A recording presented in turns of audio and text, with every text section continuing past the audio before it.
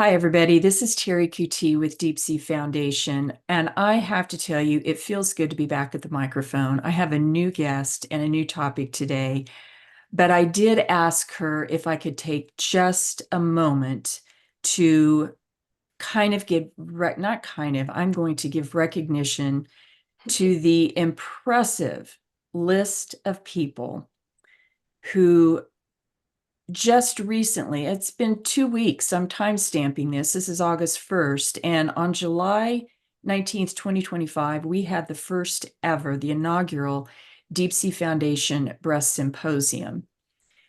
So I want to just take a pause at the beginning of this podcast because we took a summer break. And that's why I say it's really feels good to be behind the microphone again. I'm not going to go into the impressive list of people that gathered together to make the DiepCFoundation Breast Symposium happen. It would take too long. You know who you are. I hope you're listening to this podcast. I'm giving you a huge shout out. It was a gathering of people in our local community. Nationally, we had people who flew in from New York, Texas, Arizona. People join us on the webinar from the UK, and honestly, I don't know where. So I just, from my chair today at my desk as the foundation director of DiepCFoundation, I want to thank those people who were involved in our inaugural DiepCFoundation. I think it's very easy to be euphoric after an event like this, especially an inaugural event. However, as a longtime educator, I always say we cannot rest on our laurels. And I'm happy to say we have had a huge week of meetings, debriefing about the symposium. We're planning the next one. So I'm super excited about that. And thank you to my guests for allowing me to put that little huge thank you note in today. I do want to remind listeners of the podcast today that this is going to also be on the DiepCFoundation educational channel. So be sure to look for it over there. We're going to be talking today about a surgical technology that's used to connect nerves. It's really, it's a sutureless device for nerve repair. So I'd like to tell you a little bit more about it, but I want to tell you how I actually got to try it real quickly. So I was at a conference, a medical conference, and I passed by the vendor table of the people who developed the nerve tape. So BioCircuit technology. We will put the information for that in the show notes today. So I walked by the table and I looked down, and they looked up at me and smiled, and they said, "Want to give it a go, Terry?" Well, I'm not a surgeon. I said, "Sure."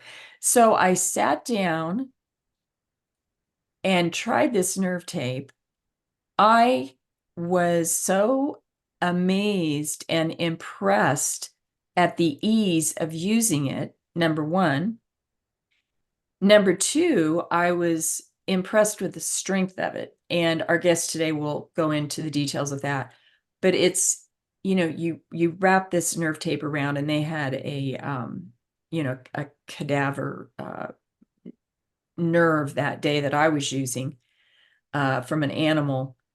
And I tugged on it. I was like, I can't believe how solid this is. So that was my personal experience. And actually, you know what I'm going to do? There is a video of me using that, and I'll put that in the show notes today too. So if you look on the DiepCFoundation educational channel, if you type in the words BioCircuit, BioCircuit nerve tape, you will find that short of me being absolutely fascinated with this. So, in surgical procedures, nerves are cut often, most times. And the nerve tape that we will be discussing today is used across a lot of different specialties, but at the foundation, we focus on all types of breast reconstruction for those undergoing mastectomy that are affected by breast cancer. So we are going to focus on that specialty of surgery in this discussion today, and more directly, we're going to be discussing nerve tape in reconstructive surgery using implants with our guest today. Because, the feeling of numbness is a topic that is often talked about in the community that we serve at DiepCFoundation. And folks, it's not just nerves being cut and being left numb for erogenous sensation. We're going to go into that a little bit today too. It is for protective mechanisms as well. So, okay, let's get to introducing my guest. You've been so patient. Her name is Dr. Lisa Hunsicker. She's been practicing medicine since 1995, and she opened Revala. I hope I'm pronouncing that correctly. You can. That's right. Oh, good. Revala as her solo practice in Littleton, Colorado in 2001. And she earned her medical degree from the University of Texas at Houston before moving on to her general surgery training at the University of Colorado in Denver. Dr. Hunsicker is a strong advocate for women's health issues and enjoys giving back to underserved communities. In addition to volunteering at health fairs such as Try for the Cure and other local events, she's traveled many times to countries like El Salvador and Peru. It's wonderful to perform reconstructive surgery on children and adults. I love hearing stories like that. So, Dr. Hunsicker, thank you for your patience while I, had to give my shout out to my people and thanking them for the breast symposium. But it's so nice to be back at the mic, and I'm so excited. You're my first guest this summer, so welcome. I'm excited for you, and congrats. You made it through the inaugural symposium, and now that's the first of many. Thank you. It was interesting because one of the surgeons that was there, we kept calling it the inaugural event, and he says, let's call it the annual event. So I like that.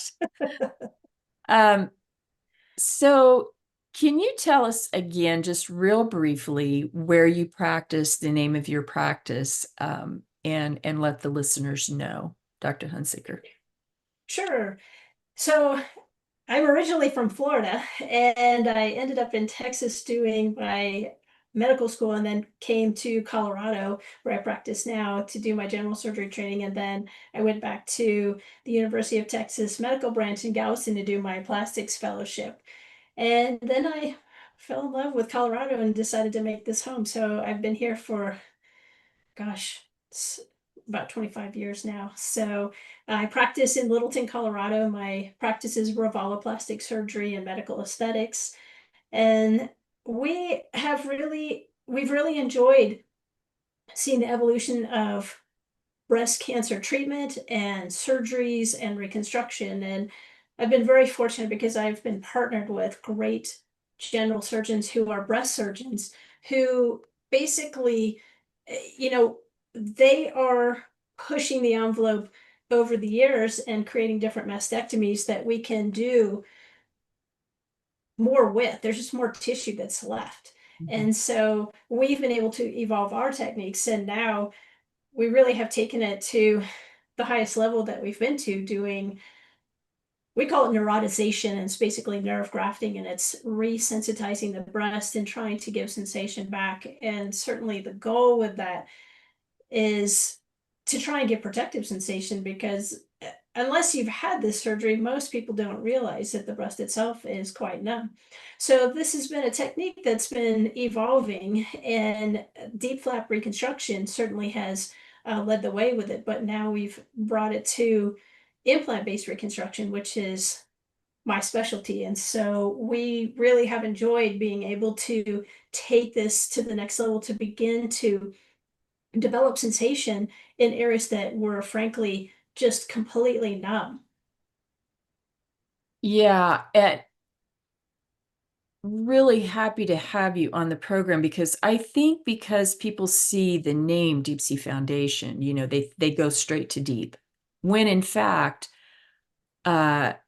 since we started in 2016, that's been the education of me, the founder, is to find out about all the options. So we advocate for any type of reconstruction, and why I'm so glad that you joined me on the program today. You do something called direct to implant. Can you tell us about that procedure? Give us a little bit of information about that, and who also would be a candidate for that. So we'll start out there. Sure. Sure, and this technique really has evolved. I've been doing direct to implant since 2003. So that's 22 years worth. The technique has evolved over time. And so basically it's a response to the progressive mastectomy techniques. And so how this technique came about is that originally, we look at mastectomy at the time when I developed this for my patients, we were doing skin sparing mastectomies. And that was very new because before we were taking as much skin, it was a big deal to be able to convert from radical mastectomy to modified radical, where we were leaving the muscle and keeping the skin. But now, time is progressing and we're realizing, we can keep all the skin. And at that time, we were taking the nipple and the areola. So, really, the whole idea of tissue expansion is about growing skin. And earlier in those days, the difficulty was there was just not enough skin, so we had to stretch it out. As the mastectomies have evolved and improved, and we now have more tissue than we've ever had, now we have the envelope, right? And so when we think about mastectomy, you're pulling a pillow out of a pillowcase at this point now because we've advanced techniques and we're doing areolar sparing, we're doing nipple sparing. So the envelope and perhaps that pillowcase is still intact, but Mhm. now you need something to fill that. So for me, it made natural sense because I didn't have to stretch the skin. I already had plenty of skin. And many women are already candidates for this. And the one thing I like to talk to folks about is talk about when they had kids, because a lot of women, based on their age, they've already had their children. And so the breast has already had a pre-expansion because when we have our kids and we breastfeed, we get that stretch ahead of time. And so in many cases, there's plenty of skin that we really don't have to really struggle with. And in fact, now with nipple sparing mastectomy, sometimes we have way too much skin. And so we're dealing with breast reductions, we're dealing with breast lifts as well in combination with this. But really, this allowed me to jump and skip over the tissue expansion because we simply didn't need it to grow. The skin, I had plenty of skin. And so we were able to go with an implant right away. Nice, nice. Yeah. So at the beginning of the podcast, I talked a little bit about the BioCircuit nerve tape. What do you want to add to that? I didn't No, go I into think, detail. yeah, no, I think you did a great job with that. I think the thing that you really have to think about in the grand scheme is, you know, I love to, when we talk about reconstruction, the biggest thing you have to do is you have to think about what it is that you're trying to reconstruct, and then you deconstruct in your mind, and that's how you then begin the reconstruction process. And so with deconstruction, we start thinking about what are all the components of this breast, Mhm. and then what is going to be missing. And so the things that are missing when we talk about sensation are the nerves that are traveling in the breast. And so we have to come up, it's basically an extension cord if you think about it. So when you take the breast out, you've got a nerve over in the nipple, but then you have a nerve on the chest wall. And so there's lots of nerves. And so you can think about it,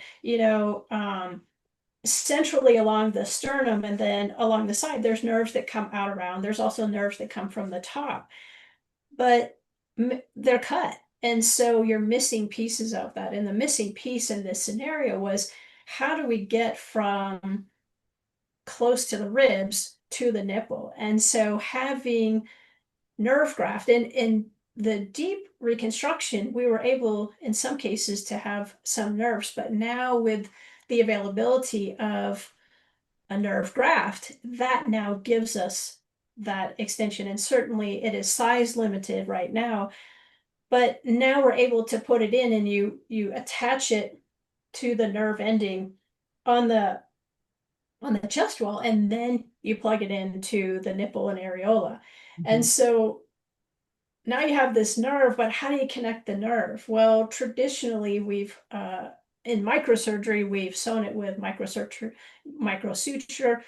We do it under the microscope, we do it under loop magnification, but that technique again is evolving.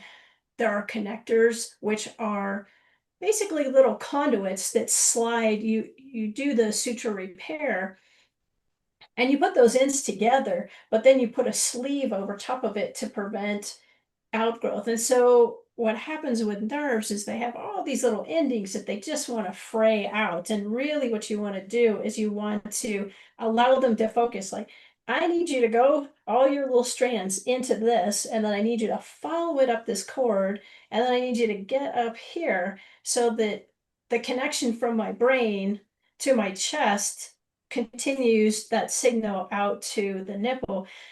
But it's not just about erogenous sensation. It's really about plugging into all the sensation: light touch, sharp touch, hot, cold.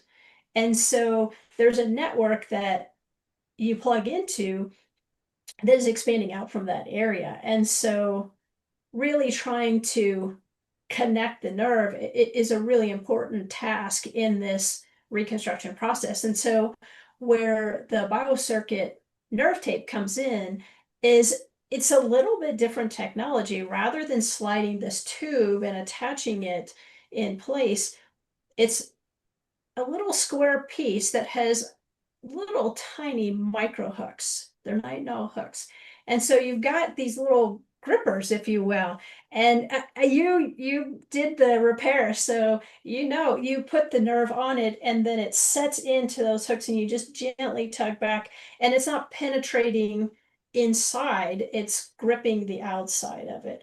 And so by doing that, it holds out, and you take each of the ends and you drop them on, and you kind of tug back just a little bit. You want to give a little bit of a gap so that the native nerve can grow into it. It can heal, because it's got to heal from the trauma of the surgery and then go. But then what you do is then you wrap it around. And so it's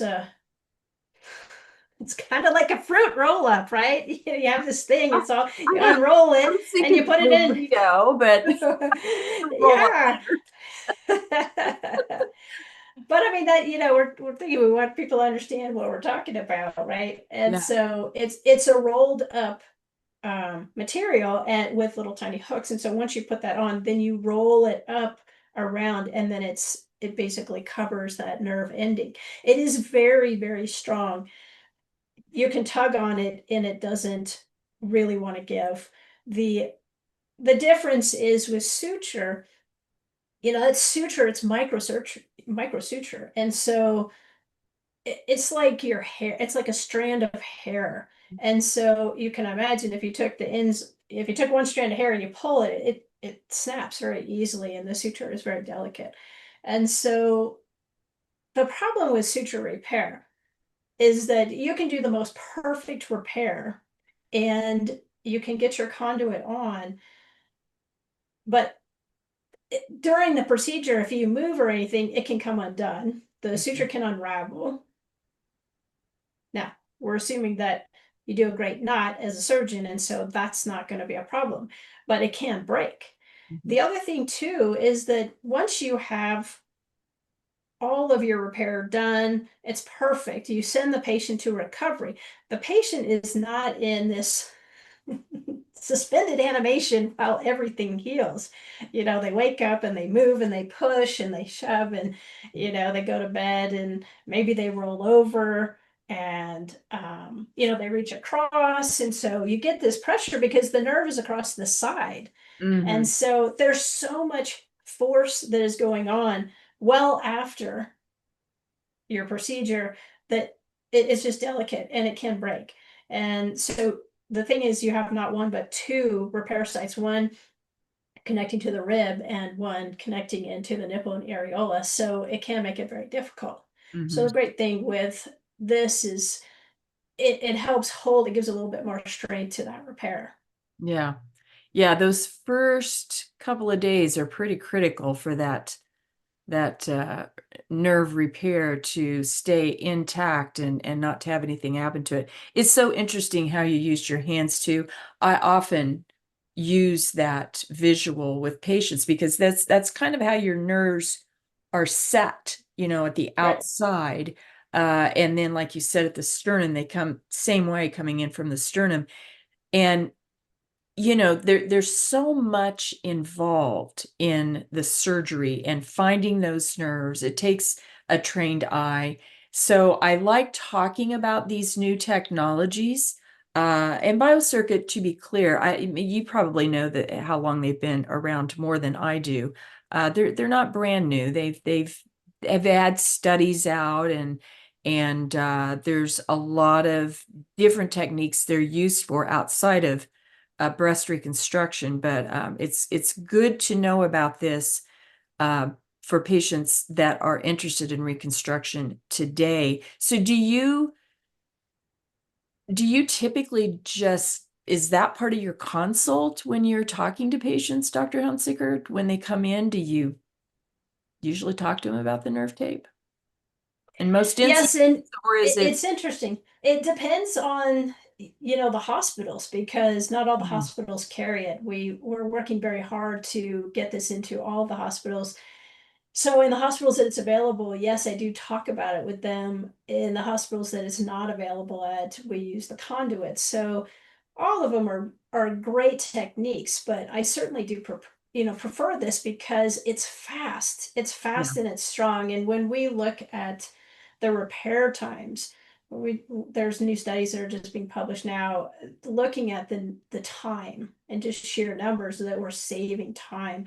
And the thing that we want to think about in surgery, time is anesthesia and complications. And so the longer you're there, the more complications that you can have. And so the quicker that we go, the less anesthesia that you have, the less stress on the body, and the less complications that we really have to deal with. And so for me, I like it because we get to it and we get it repaired. And the thing that I really like to think about too, one of the complications with implants that is really a difficult thing is infection. And the longer that we're open and the longer that the implants are exposed, the more risk of infection that we have. And so for an implant-based reconstruction, infection can be devastating. You have to take the implant out, and so a woman would lose her reconstruction. So the quicker that we go, and the less exposure, then the better that is for the patient and the less chance of infection risk. And so, our infection risk with direct to implant is less than 1%. It's very, very low. We've gotten very, very good at doing this procedure. Adding nerve grafting adds a lot more time to it in the beginning, because the general surgeon is really learning these microsurgical techniques to harvest the nerve, and then the team is having to connect them. So the longer that we leave that tissue open, the more it dries, the more it is exposed to air and exposed to bacteria, which you can't. It's not, bacteria is everywhere, Yeah. right? So we just have to be mindful of that. And so we use a lot of antibiotics. We do everything sterilely.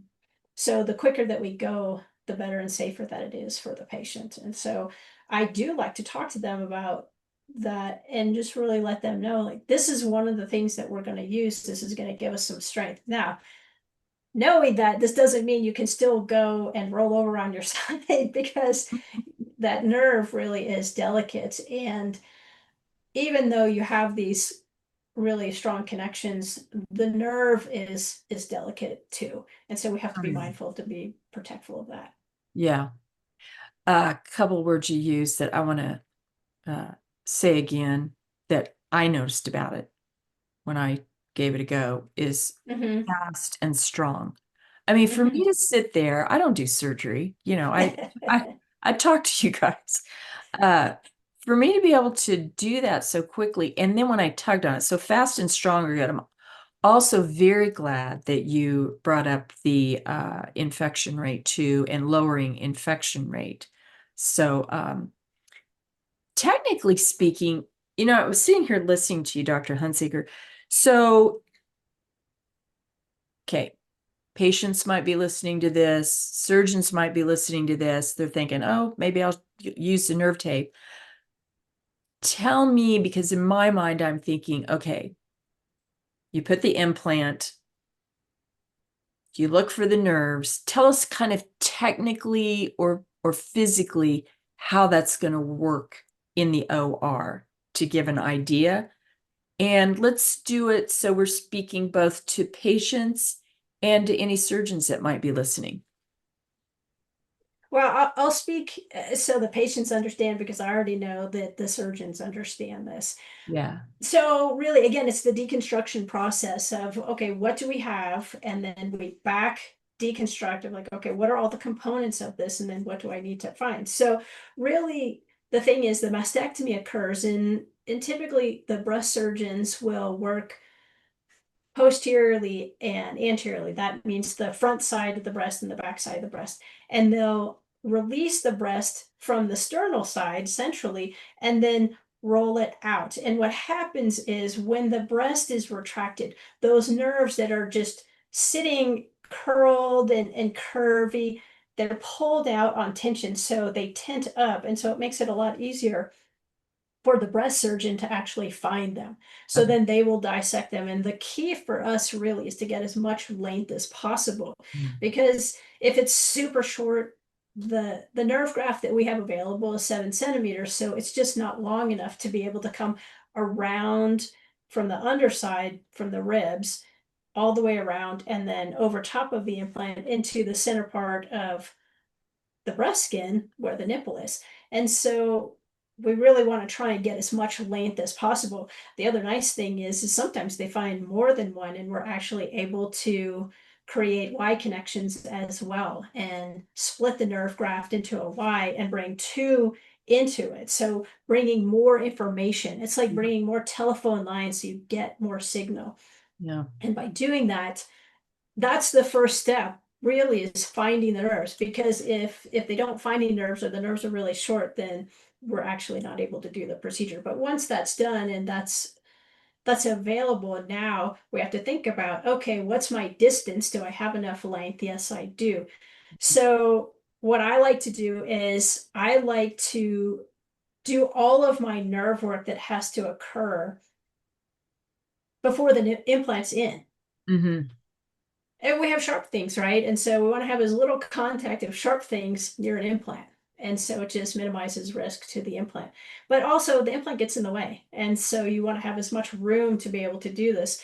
The thing too is that with a lot of this, we're able to do this under loop magnification. It's tough with a microscope because in the OR, sometimes, you're bringing something in from above, whereas now with a lot of the techniques, we're working from the side because we're doing remote incisions so that there's no scar on the front side of the breast. Mm. And it makes it very easy too, because the access to all the nerves is right there as well. So I get the nerve connected with that. And so I will get the native nerve, the patient's own nerves, and then the nerve graft, and then we'll set them next to each other and then bring the nerve tape in and then connect them with the nerve tape. That really takes usually less than a minute. It's super fast. And now everything is set. And then once that's done, then I go and I prepare the implant. And now we tend to put the implants on top of the muscle. We Yeah. used to do it underneath the muscle, and we used to use allograft acellular dermal matrix. And basically, you have the pec muscle, and then you have the alloderm, Corteva, all the different manufacturers that create all of the different types of dermal matrices, and some are human-based and some are porcine-based, and the surgeons all had different preferences, but basically a cellular dermal matrix is going to be that attachment. Yeah. Well, now we're actually able, because we are doing nipple sparing much of the time, and there is good quality mastectomy skin flaps, we're able to put that implant on top of the muscle. And one of the things that people don't realize, when we have the implant underneath the muscle, you get what's called pectoral animation. So every time you flex your pecs, those implants move a lot and they distort. And so by putting the implant on top of the muscle, that really takes that away. Yeah. So now you put the implant in on top of the muscle, and then we drape that nerve around. You have to take the skin and kind of invert it inside out, because you've got to get to the nipple, you've got to attach it. And one of the things that you struggle with is, once you get that attachment, you have to roll it back and it has to go into position. And with those little tiny sutures, it's really hard. Even with the nerve tape, it can be difficult, but it's much stronger. So if you can hold that and rotate it through, it stays very nicely. And then you redrape the skin and then close up. Yeah. So that's basically the process. It sounds really quick, right, when I do it, but sometimes, I feel like our cases when we do double mastectomies and reconstruction with implants and nerves, the whole thing is probably taking around 5 hours. So Hmm. when you're in the OR that long, really anything that increases your time efficiency is really, really valuable. Yeah, which is why I wanted to talk about this today too. So speaking of time, let's patients don't understand that you do this procedure, you wake up, you have feeling. That's not the case, because nerves take a while to regenerate and to grow. Speak to that just to us real briefly about that, and the time that it does take. Well, it's really variable. And so Yeah. in a perfect world, the nerves, they're going to grow at their own rate, right? We don't control that. And so Mhm. Yeah. somewhere between a half a millimeter to a millimeter a day. And you Hmm. think about, well, our nerve graft is 70 millimeters. So on the best day, that would be 70, covering from, the chest side to the nipple side. But remember that the nerve has to recover. Yeah. And it from just the literal cutting of the nerve, that end of the nerve has to degenerate and then regenerate. It has to heal itself. And so it's going to take a little bit of time for that. There's other little wild cards that go into this. And it's not just traversing that time, that nerve in time, but once it connects into the other side, then it has to create the signal to go out. Now, not everyone just has surgery. There's chemotherapy, there's radiation, and those are little wild cards that go in that Yeah. can slow this. And certainly, we think about the inflammatory process is what is also part of the healing process. That's how we heal. And when patients go through chemotherapy, as you well know, the immune system is really changed with that and is often really turned off. And so it's almost like you get a pause. Mhm. And so it may take longer in patients who are undergoing other therapies. And a kind of a general rule that I just like to tell my patients is, hey, look, when you finish all your therapy for breast cancer treatment, that's probably going to be time zero for you. And now the nerve is going. There's probably some growth here and there in between, but Mhm. your body's really trying to heal and deal with chemo and Yeah. also with radiation and recovery from those effects on the body. And so that way, you got to keep that in mind, because it really has to account for that. It's not like you wake up. And I tell people, look, plan for a year. Yeah. Give yourself a good year, be patient. Yeah. And I've had patients who have had nerve injuries and they still have some sensation, Mhm. but it's even just, from the mastectomy, they've got sensation. Sometimes it's on their arm. And so we know that the nerve isn't cut, but it takes a long time, months and months and months, for that nerve to settle down. So we just have to be patient with that. And I just tell people, look, you're going to be numb. So one of the things I always want people to do is check the insensate area twice a day. You know, if you have a diabetic foot and you have no sensation, I want you to check your foot twice a day. If you've injured your hand and you have no sensation to your finger, I need you to check your finger. If it's your breast, check your breast, because you can injure yourself and have no idea. You Yeah. have no protective sensation. And you could, you know, in the old days, we have been able to do nipple reconstruction with absolutely no anesthesia because the patients had no sensation whatsoever. And so it sounds really creepy, but they're like, no, I don't feel anything. Yeah. So when that's the I've heard case, patients say that myself. mhm, Yeah. yeah. Yeah. So, you know, yeah, it took my nurse a year. I remember it was a year for me to get sensation back. Um, so part of the reason that we do these, Dr. Hunsicker, I don't want patients to think, hey, go into your consult and ask for nerve tape. We know that's not the case. What we're doing is opening up the door for patients to find out about it.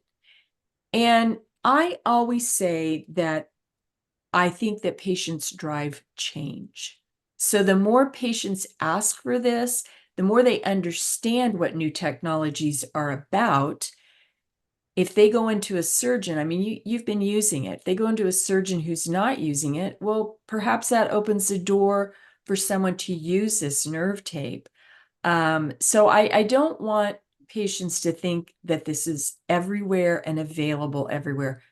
Talk to us a little bit about that process and what they need to know. Well, I think that the number one person in this whole process is the patient. We're doing this for the patient, and it's patients that make the change for us. And it's really advocating for themselves. And I think, you know, we think about in the past, you know, it's like you would just go to the doctor and then you don't know what you don't know. And so you don't necessarily know to ask for this or that in whatever. And so by empowering patients, I always say knowledge is power. So the more that you know, the better that is, and the more that you can advocate for yourself. And also, if if you know all the same things that the doctor knows, you have an incredible conversation. I want that. I love to have educated patients because the more that we do, the consult is not generic. It's really very focused on that person and all the nuances of them. And so it really allows me to customize that procedure to them. I feel like they need to talk to their doctors, they need to talk to their insurance companies, because I think the other issue here is that the insurance companies are dictating medical care many times based on whether or not they're going to cover it. Yeah. And it's not to say that the patients can't get it, the patients can, and the patients can say, look, I understand that my insurance may or may not cover this, but if they don't, I want to be in charge of my own care, and this is important to me. And so this is something that I would like to do, and I'm willing to pay out of pocket for that. And we have had that because in some instances, we just have really struggled. And the nerve grafting has been very difficult to get covered by insurances. And so we have to work really hard to get that, and that may or may not happen. But my thought is always that it's not the insurance person that makes that decision, it's the patient that makes that decision. It's available to them, and they just need to go and find it. The great thing is that it's more common than it was, and we're trying to get this out at all the meetings and teach all of the surgeons this to make sure that everyone is able to access this type of procedure. And it's very easy to incorporate from a surgeon standpoint. Yeah. It's very, very easy to incorporate because as plastic surgeons, we are already trained microsurgeons. So this is not a special skill that we have to learn. We already know it. We already do it. We Yeah. do it well. And Would so you this is say it's something that like helps us. more efficiency? Correct. Yeah. Correct. Yeah. Yeah, I was at a conference in March, and I again I walked by the BioCircuit table. I left everyone alone because I was super jazzed to see a surgeon trying it. And they told me later, they go, he's gonna give it a go. I love hearing that because, just seeing the surgeon do it, where my head goes, some patient's gonna get the opportunity to experience this. So Well, the funny thing is that when you go to a meeting, that is, at least for us, for surgeons, we go to these surgical meetings and you get all of this information. And one of the things that we always talk about is like, okay, what's the one thing or the two things that you took away from this meeting that you're going to take back and you're going to implement, you're going to do it.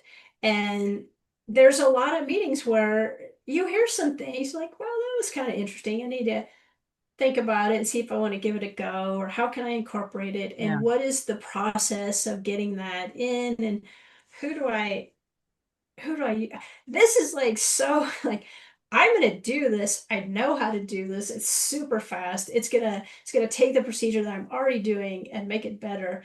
And so literally, what's your phone number so I can order these now and get these in my OR so that we can start doing this right away. It's so easy. Yeah.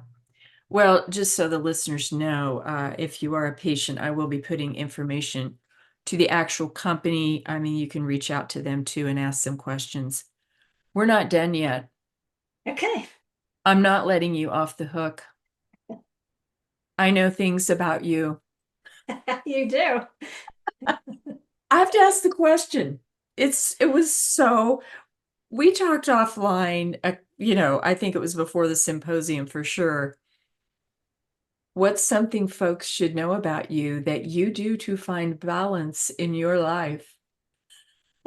Well, there's several things I Well, do. come on, talk about, you know where I'm going with this, Dr. Hunsicker. With my race car driving, maybe. Yes, because Yes, it's I, true. I have to tell you, I've become a little bit fascinated with the various types of race car driving. So please tell us about yours. It's such a great story. Well, I do autocross and I drive a Porsche Cayman race car, and I travel over the U.S. at different racetracks. I drive in multiple series, Porsche Club Racing. I drive in SCCA and NASA. I also do endurance racing. I've done World Racing League, and there's another one called Lucky Dog Racing, which is fantastic. And I really love endurance racing because you get a lot of track time. And for me, I typically don't race in my race car. I race in other people's race cars because I'm part of a team. And so it's a lot of fun. I love being on the track. I love going as fast as I can. And you really get into this great zone and you're super focused. And, it's interesting because in some respects, it is like surgery because you have to plan. Safety is number one, and my safety is number one. And really just getting into this really hyper focused zone and just going and being present. I love it because you can't look too far forward, you can't look too far back. If you're looking behind, you're going to crash.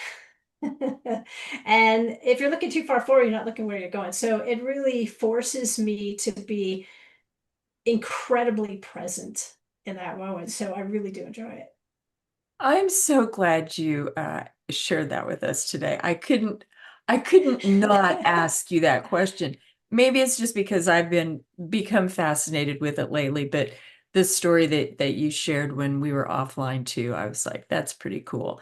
And I have to tell you, I get while you are practicing in Colorado, I worked there. I think I shared this with you, but I worked there myself I call them my formative years on a dude ranch 2 summers in a row. And Colorado's a beautiful state. But um, thanks for joining us today. I think we have more conversations that we could unfold in the future, but I'm really glad we got to talk about the BioCircuit nerve tape today. And again, Dr. Lisa Hunsicker in Colorado with Rivala.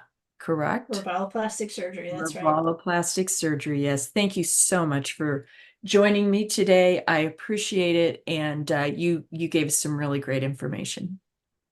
Thank you. Absolutely.